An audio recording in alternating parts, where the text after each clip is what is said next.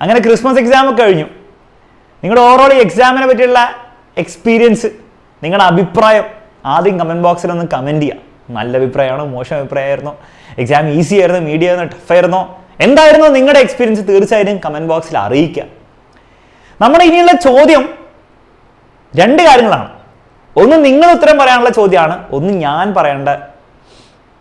ഉത്തരം പറയേണ്ട ചോദ്യമാണ്. ഫസ്റ്റ് കാര്യം, നിങ്ങൾ പറയേണ്ടത് നിങ്ങൾ ഉണ്ടാക്കിയ മിസ്റ്റേക്സ് എന്താണ്. ഇവിടെ നിങ്ങളെ കുറ്റം പറഞ്ഞ് നിങ്ങൾ ഇങ്ങനെ ചെയ്യാൻ പാടുള്ളൂ അങ്ങനെയൊക്കെ പറഞ്ഞ് നിങ്ങളെ കുറ്റപ്പെടുത്താൻ വേണ്ടിയിട്ടല്ല ഞാൻ ഈ വീഡിയോ ഉണ്ടാക്കിയത്. പക്ഷെ നമ്മൾ തീർച്ചയായിട്ടും ചിന്തിക്കേണ്ട ഒരു കാര്യമാണ്. അപ്പോൾ ഇന്നല്ലെങ്കിലും നാളെയോ മറ്റന്നാളോ ഒക്കെ ഇരുന്ന് നമ്മൾ ചിന്തിക്കേണ്ട ഒരു ചോദ്യമാണ്, നമ്മൾ എന്തൊക്കെ മിസ്റ്റേക്സ് ആണ് ഉണ്ടാക്കിയത്. അത് ഓരോരുത്തർ ഡിഫറൻ്റ് ആയിരിക്കും. പറ്റുമെങ്കിൽ നിങ്ങൾ എന്ത് ചെയ്യുക, നിങ്ങൾ ഉണ്ടാക്കിയ മിസ്റ്റേക്സ് കമൻറ്റ് ബോക്സിൽ അറിയിക്കാം. പല ടൈപ്പിലുള്ള മിസ്റ്റേക്സ് ചിലപ്പോൾ നിങ്ങൾ ഉണ്ടാക്കിയിട്ടുണ്ടാവും. നിങ്ങൾ നേരത്തെ പഠിച്ചിട്ടുണ്ടാവില്ല, നിങ്ങൾ കോൺസെപ്റ്റ് മനസ്സിലാക്കി പഠിച്ചിട്ടുണ്ടാവില്ല, നിങ്ങൾ ഇന്നഫ് മണിക്കൂർ പഠിച്ചിട്ടുണ്ടാവില്ല, നിങ്ങൾ അനാവശ്യമായിട്ടുള്ള കുറേ റിസോഴ്സസും വീഡിയോസും ക്വസ്റ്റ്യൻസും ഒക്കെ നിങ്ങൾ ചെയ്ത് സമയം കളഞ്ഞിട്ടുണ്ടാവും. ആ കാര്യമുള്ള കാര്യമെല്ലാം നിങ്ങൾ ചെയ്തിട്ടുണ്ടാവും. പലർക്കും പല ടൈപ്പായിരിക്കും, ഇതിൻ്റെ കോമ്പിനേഷനൊക്കെ ഉണ്ടാവും. തീർച്ചയായും നിങ്ങൾ ചെയ്യേണ്ട ഒരു കാര്യം, ഈ ക്രിസ്മസ് എക്സാം കഴിഞ്ഞിട്ട് ഏതെങ്കിലും സമയം കിട്ടുമ്പോൾ ഒരു ലിസ്റ്റ് ഉണ്ടാക്കണം. നിങ്ങൾ എന്തൊക്കെയാണ് നിങ്ങൾ ഉണ്ടാക്കിയ mistakes, at least according to you നിങ്ങൾ ഉണ്ടാക്കിയ മിസ്റ്റേക്സ് ഉണ്ടാക്കുന്ന ഒരു മോശം കാര്യമൊന്നുമല്ല. അത് ഇനി നിങ്ങൾ ഉണ്ടാക്കിക്കൊണ്ടിരിക്കും. ഞാൻ എൻ്റെ ലൈഫിൽ ഉണ്ടാക്കുന്നതാണ് എല്ലാ ദിവസവും. ഇന്ന് വരെ ഞാൻ പല മിസ്റ്റേക്സ് ഉണ്ടാക്കിയിട്ടുണ്ട്. പക്ഷെ എന്താ പ്രശ്നം, ഓൾറെഡി ഉണ്ടാക്കിയ മിസ്റ്റേക്സ് വീണ്ടും റിപ്പീറ്റ് ചെയ്യുന്നത് അതൊരു മണ്ടൻ്റെ ലക്ഷണമാണ്. അപ്പോൾ അത് റിപ്പീറ്റ് ചെയ്യാൻ പാടില്ല പബ്ലിക് എക്സാമിൽ. അത്രയും നമ്മൾ ഉറപ്പിക്കേണ്ടുള്ളൂ. ഇനിയും നമ്മൾ മിസ്റ്റേക്സ് ഒക്കെ ഉണ്ടെങ്കിൽ ലൈഫിൽ അത് നമുക്ക് ഉണ്ടാക്കാൻ പറ്റില്ല പറയാം. ഓൾറെഡി ഉണ്ടാക്കിയ മണ്ടത്തരം ഞാൻ ഇനി ചെയ്യില്ല എന്നുള്ള ഒരു പ്രതിജ്ഞ നമ്മൾ എടുക്കണം. അപ്പോൾ അടുത്ത ചോദ്യം നിങ്ങളുടെ മനസ്സിലുണ്ടാവുക, സാർ ക്രിസ്മസ് എക്സാമിന് എന്തായാലും ഞാൻ ഉദ്ദേശിച്ച പോലെ നല്ല കാര്യങ്ങൾ, ഞാൻ ഉദ്ദേശിച്ച മാർക്കൊന്നും എനിക്ക് കിട്ടില്ല. അപ്പോൾ ഈ ഒരു അവസരത്തിൽ പബ്ലിക് എക്സാമിന് വളരെ കുറച്ച് സമയം ബാക്കിയുള്ളൂ. ഇറ്റ്സ് നോട്ട് ലൈക്ക് കുറേ മാസം 6 മാസമൊന്നുമില്ല, അത് കുറച്ച് മാസങ്ങളേ ഉള്ളൂ. അതിൻ്റെ പല കാര്യങ്ങൾ വരും, മോഡൽ വരും, പല കാര്യങ്ങൾ വരും. അപ്പോൾ ആ ഒരു അവസരത്തിൽ എനിക്ക് ഇനി അങ്ങോട്ട് പ്രോപ്പറായിട്ട് പഠിച്ചാലും നല്ല മാർക്ക് കിട്ടുമോ, 90% മുകളിൽ കിട്ടുമോ എന്നൊരു സംശയം നിങ്ങളുടെ മനസ്സിലുണ്ടാവും. അതിനുള്ള ഉത്തരം ഞാൻ വളരെ ഓണസ്റ്റ്ലി തരാം. നിങ്ങൾ കണ്ടിട്ടുണ്ടാകും, പല പ്രാവശ്യമായിരുന്നു നമ്മൾ ഈ സ്ലൈഡൊക്കെ കാണിക്കുമ്പോൾ ഇത് +1 കഴിഞ്ഞ ദിവസത്തെ ടോപ്പേഴ്സാണ്, ഇത് +2 ഫുൾ മാർക്ക് കിട്ടി 1200 +1 ഫുൾ മാർക്ക് കിട്ടിയ ടോപ്പേഴ്സാണ്, +1 ഗംഭീര മാർക്സ്, +2 രണ്ടും കൂടി ചേർത്തിട്ട് ഗംഭീര മാർക്സ് കിട്ടിയ കുട്ടികളാണ് ഇവരൊക്കെ.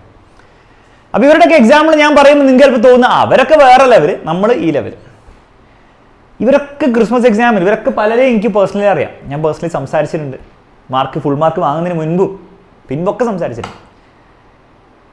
ഒബ്വിയസ്ലി ഇതിൽ 20 പേരിൽ തീർച്ചയായും 2-3 പേര് വേറെ ലെവൽ ആൾക്കാരൊക്കെയാണ്. അവർ 10ാം ക്ലാസ് മുതലേ അല്ല അതിൻ്റെ ചെറുപ്പം മുതലേ തന്നെ ടോപ്പേഴ്സായി ഇങ്ങനെ വരുന്ന അങ്ങനത്തെ കുട്ടികളാണ്. അവരൊക്കെ സ്ഥിരമായിട്ട് +1 തുടങ്ങി ജോയിൻ ചെയ്തപ്പോൾ തന്നെ വളരെ റെഗുലറായിട്ട് പഠിച്ച് വന്ന ആ രീതിയിൽ വന്ന കുട്ടികളാണ്. അവരുടെ കാര്യം നമുക്ക് മാറ്റി നിർത്താം. പക്ഷെ അതും ഒരു മാക്സിമം ഒരു 3 അല്ലെ 4 കുട്ടികളുണ്ടാവും 20 കുട്ടികളെടുത്താലും.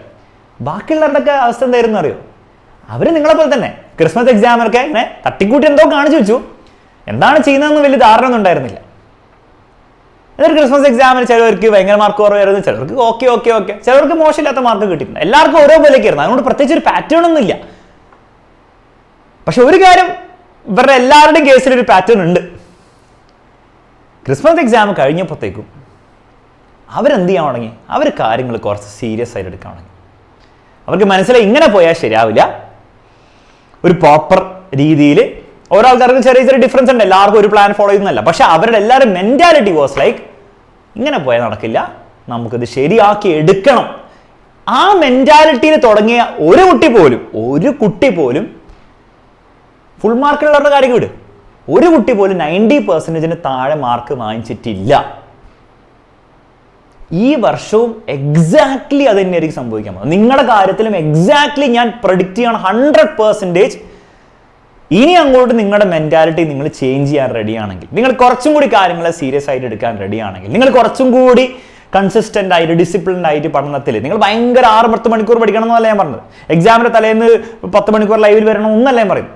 ഡെയിലി നിങ്ങൾ കുറച്ചെങ്കിലും സമയം നിങ്ങളുടെ പഠനത്തിന് വേണ്ടി മാറ്റി വെക്കാൻ റെഡി ആണെങ്കിൽ 90% താഴെ നിങ്ങൾ ആലോചിക്കുക പോലും വേണ്ട. അതിൽ 3 കാര്യങ്ങളാണ് നിങ്ങൾ ബേസിക് ആയിട്ട് ശ്രദ്ധിക്കേണ്ടത്. First, you should have A proper plan. എന്ന് പഠിക്കാൻ സ്റ്റാർട്ട് ചെയ്യും, എന്ന് ഏതൊക്കെ സിലബസ് തീർക്കും, എന്ന് അതിൻ്റെ ചോദ്യങ്ങൾ ചെയ്യും, എന്ന് അതിൻ്റെ റിവിഷൻ ചെയ്യും, എന്ന് അതിൻ്റെ റിവിഷൻ ചെയ്യും. പ്ലാൻ ഇല്ലെങ്കിൽ ഒരിക്കലും നിങ്ങൾ സിലബസ് തീർക്കാൻ പോകുന്നില്ല, ഒരിക്കലും നിങ്ങൾ റിവിഷൻ ചെയ്യാൻ പോകുന്നില്ല, ഒരിക്കലും നിങ്ങൾ ക്വസ്റ്റ്യൻ ചെയ്യാൻ പോകുന്നില്ല. അങ്ങനെ ചെയ്തില്ലെങ്കിൽ 90% മുകളിൽ നിങ്ങൾ എക്സ്പെക്ട് ചെയ്യണ്ട. നേരത്തെ തുടങ്ങണം. ഈ പറഞ്ഞ കാര്യങ്ങൾ ഈ റിവിഷനൊക്കെ ചെയ്യുകയാണെങ്കിൽ ഒബ്വിയസ്ലി ഫെബ്രുവരിയിൽ അല്ലെ മാർച്ചിൽ തുടങ്ങിയാൽ നടക്കില്ല. എത്രത്തോളം നേരത്തെ സ്റ്റാർട്ട് ചെയ്യാൻ പറ്റുമോ അത്രത്തോളം നേരത്തെ സ്റ്റാർട്ട് ചെയ്യുക. അത് പറയാൻ മറ്റൊരു കാര്യം എന്ന് വെച്ചാൽ നമ്മൾ സ്റ്റാർട്ടിങ് തന്നെ ഇങ്ങനെ 100% പെർഫെക്റ്റ് ആയിട്ട് പോകില്ല. നമ്മൾ കുറേ മിസ്റ്റേക്സ് ചെയ്യും, അനാവശ്യമായിട്ടുള്ള കാര്യങ്ങൾ ചെയ്യും. ചിലപ്പോൾ ചില ചാപ്റ്റേഴ്സിനൊക്കെ ഓവർ സമയമൊക്കെ എടുക്കും ആ സ്റ്റാർട്ടിങ് ട്രബിൾ ഉള്ളതുകൊണ്ടൊക്കെ. അപ്പോൾ അങ്ങനെ മിസ്റ്റേക്സ് ഉണ്ടാക്കാനുള്ള സമയം വേണം. ആ മിസ്റ്റേക്സ് ഉണ്ടാക്കി തിരുത്താനുള്ള സമയം നമുക്ക് വേണം. അപ്പോൾ എത്രത്തോളം നേരത്തെ സ്റ്റാർട്ട് ചെയ്യുന്ന അത്രത്തോളം നേരത്തെ നിങ്ങൾ മനസ്സിലാക്കും ഞാൻ ഇങ്ങനെയല്ല ചെയ്യേണ്ടത്, ഞാൻ ഇങ്ങനെ ചെയ്യേണ്ടത്. അതിൽ തുടങ്ങണം. കറക്റ്റായിട്ട് റിസോഴ്സസ് ഉപയോഗിക്കുക. പല കുട്ടികളും കുറേ ഗൈഡൊക്കെ അങ്ങനെ വാങ്ങിച്ചു വെച്ചിട്ട് എന്നിട്ട് അത് ചെയ്യുക, ഇത് ചെയ്യുക, ഒരേ ടൈപ്പ് ചോദ്യങ്ങൾ വീണ്ടും വീണ്ടും ചെയ്യുക, ഒരേ കാര്യം തന്നെ വീണ്ടും വീണ്ടും പഠിച്ചുകൊണ്ടിരിക്കുക, അനാവശ്യമായുള്ള കുറേ വീഡിയോസ്, ക്ലാസ്, ഒരേ ചാപ്റ്ററിന് തന്നെ വൺ ഷോട്ട്, മറ്റേ ലൈവ്, ഈ ലൈവ് എന്ന് കുറേ വെറുതെ ഇങ്ങനെ കണ്ടു. എന്ത് കാര്യം? ഒരു കാര്യമില്ല.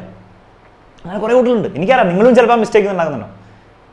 ഒരേ ചാപ്റ്ററിന് തന്നെ ഒരു ലൈവ് ക്ലാസ്, മറ്റേ വേറെ ചാനലിൽ പോയി മറ്റേ ക്ലാസ്, വേറെ channel. Waste of your time. നിങ്ങൾ ചെയ്യേണ്ട ഒറ്റ കാര്യമുള്ളൂ, നിങ്ങൾ ഒരു ക്ലാസ് ഫോളോ ചെയ്യുക, ഒരു ഫാക്കൽറ്റിയുടെ അല്ല ഒരു പ്ലാറ്റ്ഫോമിൻ്റെ ക്ലാസ്. അത് ഏതാണെന്ന് കുഴപ്പമില്ല. അതിപ്പോൾ എക്സാമിനർ ആവണമെന്നൊന്നും ഒരു നിർബന്ധമില്ല. whatever you like, നിങ്ങൾക്ക് ഏതാണോ ഏറ്റവും മനസ്സിലാവുന്നത് നിങ്ങൾ ഫോളോ ചെയ്യുക. അത് ഫോളോ, ഒറ്റ ക്ലാസ് മതി നമുക്ക്. വൺ ഷോട്ട് ആണ് വൺ ഷോട്ട്, ബാച്ചിലെ ക്ലാസ് ആണ് ബാച്ചിൽ. അത് വീണ്ടും ബാച്ചിൽ ജോയിൻ ചെയ്തിട്ട് പിന്നെ യൂട്യൂബിൽ വന്ന് വൺ ഷോട്ട് ഒന്നും കാണേണ്ട ആവശ്യമില്ല. അതിന് വൈ വേസ്റ്റ് യുവർ ടൈം? ഒരൊറ്റ ക്ലാസ് മതി. അത് കഴിഞ്ഞിട്ട് നിങ്ങൾ ചെയ്യേണ്ടത് എന്താണ്? നിങ്ങൾ ആ ചാപ്റ്ററിൻ്റെ എക്സ്ട്രാ കാര്യങ്ങളാണ് ചെയ്യേണ്ടത്. അത് പ്രീവിയസ് ഇയർ ക്വസ്റ്റ്യൻസ് ആവാം, അതല്ലാത്ത രീതിയിലല്ല. പ്രീവിയസ് ഇയർ ക്വസ്റ്റ്യൻസ് മാത്രം മതിയാവില്ല. പുതിയ പാറ്റേൺ പ്രകാരം അത് വേണം, പക്ഷെ അത് മാത്രം മതിയാവില്ല. പുതിയ ടൈപ്പ് ചോദ്യങ്ങൾ വേണം. അതൊക്കെ നമ്മൾ റിവിഷൻ ബാച്ചിൽ ജോയിൻ ചെയ്ത കുട്ടികളാണ് അവിടെ കിട്ടുന്നുണ്ടാവും. ഞാൻ റിവിഷൻ ബാച്ചിൽ ജോയിൻ ചെയ്യാൻ വേണ്ടിയിട്ടല്ല പറയുന്നത്, ഞാൻ പറയുകയാണ്. പക്ഷെ ആ രീതിയിലുള്ള കാര്യങ്ങൾ എക്സ്ട്രാ ചെയ്യാണ് വേണ്ടത്. പ്രീവിയസ് ഇയർ ആയിക്കോട്ടെ, അല്ലാത്ത ഗൈഡിലെ ക്വസ്റ്റ്യൻസ് ആയിക്കോട്ടെ, എല്ലാത്തിനും എന്തെങ്കിലും ഒരു പുതിയ കാര്യം വേണം. അതിൽ എന്തെങ്കിലും പുതിയ അറിവ് നിങ്ങൾക്ക് അത് കിട്ടണം, എന്തെങ്കിലും പുതിയ ഗുണം നിങ്ങൾക്ക് അതിൽ വേണം. ആ രീതിയിലുള്ള റിസോഴ്സസ് ഉപയോഗിക്കണം. അപ്പൊ ഈ രീതിയിൽ നിങ്ങൾ ഇനി അങ്ങോട്ട് സിമ്പിൾ കാര്യങ്ങളാണ് 3 എണ്ണം. വലിയ കാര്യങ്ങളൊന്നുമല്ല.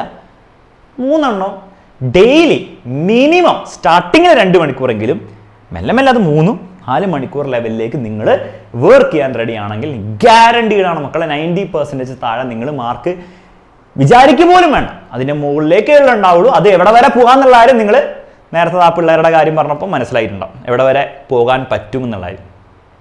ഇനി ഇതിലൊക്കെ നിങ്ങൾക്ക് എക്സാമിനറിൻ്റെ ഹെൽപ്പ് വേണമെങ്കിൽ നിങ്ങൾ വന്ന് എക്സാമിനറിൻ്റെ +1 ക്രാഷ് ആയിക്കോട്ടെ, +2 ക്രാഷ് ആയിക്കോട്ടെ, ബാച്ചിലൊക്കെ ജോയിൻ ചെയ്യുക. ഇത് 10ാം ക്ലാസ്സിന് കൊടുക്കേണ്ട സ്റ്റഡി മെറ്റീരിയലാണ്. +1ൻ്റെ സ്റ്റഡി മെറ്റീരിയൽ ഉണ്ടാവും, +2ൻ്റെ സ്റ്റഡി മെറ്റീരിയൽ ഉണ്ടാവും. ഇതൊക്കെ വെച്ച് അടിപൊളിയായിട്ട് നിങ്ങൾക്ക് പഠിക്കാം. കൃത്യമായിട്ടുള്ള പ്ലാൻ ഉണ്ട്, കൃത്യമായിട്ടുള്ള ക്ലാസ് ഉണ്ട്, റിവിഷൻ ക്ലാസ് ഉണ്ട്, ഷോർട്ട് നോട്ട്സിൻ്റെ ലൈവ് ക്ലാസ് ഉണ്ട്, അതുകൂടാതെ വർക്ക്ഷീറ്റ്സ് ഉണ്ട്, selected NCERT questions and answers ഉണ്ട്, എല്ലാ കാര്യങ്ങളുണ്ട്. എന്താണോ നിങ്ങൾക്ക് ഫുൾ മാർക്ക് നേടാൻ വേണ്ടി വേണ്ടത് അതെല്ലാം അവിടെ ഉണ്ടാവും. അത് എക്സാമിനറുടെ സഹായത്തോടെ വേണമെങ്കിൽ നിങ്ങൾക്ക് ബാച്ചിൽ ജോയിൻ ചെയ്ത് ചെയ്യാം. ഇനി അതല്ല വേണ്ട എങ്കിൽ നിങ്ങൾക്ക് ഈ കാര്യം തന്നെ, ഞാൻ ഈ പറഞ്ഞ കാര്യങ്ങൾ നിങ്ങൾക്ക് സ്വന്തമായിട്ട് ഉപയോഗിക്കാം. ഓക്കെ, എക്സാമിനറുടെ കൂടെ ജോയിൻ ചെയ്താലാണ് നിങ്ങൾ ചെയ്യാൻ പോകുന്നത്, അങ്ങനെയാണ് നിങ്ങളുടെ തീരുമാനമെങ്കിൽ എത്രയും പെട്ടെന്ന് ജോയിൻ ചെയ്യുക. കാരണം ഇന്ന് വൈകുന്നേരം നമ്മൾ എന്ത് ചെയ്യുന്നുണ്ട്, അതിൻ്റെ ബാച്ചിനെ ലോഞ്ച് ചെയ്യുന്നുണ്ട്. എല്ലാ കാര്യങ്ങളും അതിൽ എക്സ്പ്ലെയിൻ ചെയ്ത് തരും. വേണം അതിൽ വന്ന് നിങ്ങൾ കണ്ടിട്ട് നിങ്ങൾക്ക് വേണം തീരുമാനിക്കുക എന്തൊക്കെയാണ് ബാച്ചിൽ ഇട്ടാൽ. കുറേ ഈ വീഡിയോയിൽ പറയുന്നില്ല, അതൊക്കെ നോക്കി നിങ്ങൾക്ക് ചെയ്യാം. പക്ഷേ പോയിന്റ് ഇസ്, കൃത്യമായിട്ട് ഒരു പ്ലാൻ ഇനി അങ്ങോട്ട് ഉണ്ടായിരിക്കണം. അത് എക്സിക്യൂട്ട് ചെയ്യാൻ വേണ്ടിയുള്ള റിസോഴ്സും നിങ്ങളുടെ കയ്യിലുണ്ടായിരിക്കണം. അത് നിങ്ങളുടെ അടുത്തുണ്ടെങ്കിൽ ഉറപ്പാണ്. ആകെയുള്ള നിങ്ങൾ സ്വന്തമായിട്ട് ഡെവലപ്പ് ചെയ്യേണ്ട ഒരു കാര്യം ഒരു മൈൻഡ് സെറ്റാണ്. ഇനിയെങ്കിലും എനിക്ക് മാറ്റങ്ങൾ ഉണ്ടാക്കണം എന്ന് നിങ്ങൾ തീരുമാനിച്ചു കഴിഞ്ഞാൽ ആ മാറ്റം നടന്നിരിക്കും. അത്രയ്ക്കേ ഉള്ളൂ +1 +2. അതിൽ കൂടുതലായിട്ട് ഒന്നും ഇവിടെ ഇല്ല.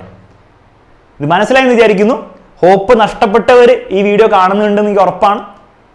റിയാലിറ്റീസ്, ഹോപ്പ് നഷ്ടപ്പെടേണ്ട ഒരു കാരണവും നിങ്ങൾക്കില്ല. നിങ്ങൾ ക്രിസ്മസ് എക്സാമിൽ തോറ്റവരാണെങ്കിൽ പോലും, അത് തോക്കാൻ പോകുന്നവരാണെങ്കിൽ പോലും ഇപ്പം നിങ്ങൾ ഹോപ്പ് നഷ്ടപ്പെടാൻ പാടില്ല. കാരണം ഇപ്പോൾ ഇഷ്ടം പോലെ സമയമുണ്ട്. ഞാൻ ഈ പറഞ്ഞ കാര്യങ്ങൾ നിങ്ങൾ ഉപയോഗിച്ച് കഴിഞ്ഞാൽ നിങ്ങൾക്ക് നിങ്ങളുടെ ലൈഫ് തന്നെ ചേഞ്ച് ചെയ്യാൻ. ഫെബ്രുവരിയിലോ മാർച്ചിലോ ഞാൻ ഇങ്ങനത്തെ ഒരു വീഡിയോ ഇറക്കൂല. ഇപ്പോഴും ഹോപ്പില്ലാത്തവർ ഇത് ചെയ്യുന്നു പറഞ്ഞിട്ട്. ഇനി ഞാൻ ഇറക്കിയാൽ തന്നെ അത് വെറുതെ ഒരു സമാധാനത്തിന് വേണ്ടി ഇറക്കുന്നുണ്ടാവുള്ളൂ.